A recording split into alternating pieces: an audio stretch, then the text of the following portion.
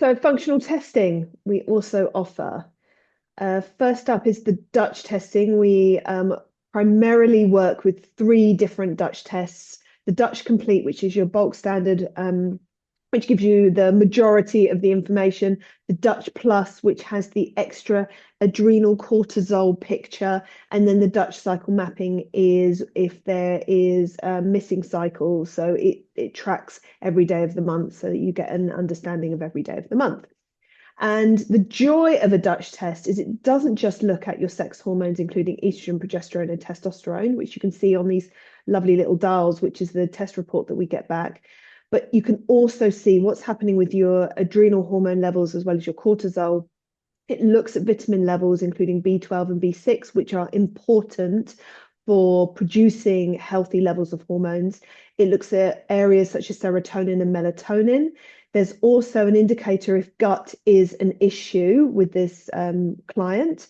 And the thing that I think is absolutely fascinating is it looks at how the body, particularly the liver, is methylating and metabolizing hormones. And when we get this piece of information, we can really start to target what type of supplementation, what kind of food strategy we're going to be working with so that we enable the body to be able to detox hormones effectively. This really plays into that when if estrogen is being recycled, for example, and there's low progesterone, getting all of this information, it's not just about what's happening with estrogen. When we get this full picture, then we can really start to create a targeted program for someone. We also, one of our favorite tests is the GI mapping, which is a stool sample looking at bacteria, pathogens, fungi, viruses, and parasites in the gut. And so it gives you a full view of the gut microbiome.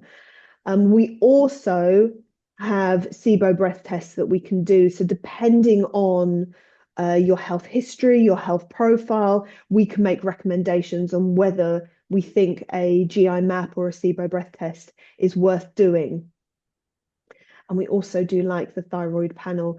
You can go and get a thyroid test from your GP. They often just look at TSH, or they'll look at TSH, which is your thyroid stimulating hormone, and T4, but they won't look at the whole picture. So sometimes you can get results back from the doctor and they'll say everything's normal. We always recommend that you go and get your results because you might be really borderline in a thyroid test. But if you are in, say, your T4 is normal, we want to be looking at your TSH. We want to be looking at your T3. We also want to be looking at the elements such as iodine and selenium, which can really play a big role in thyroid health.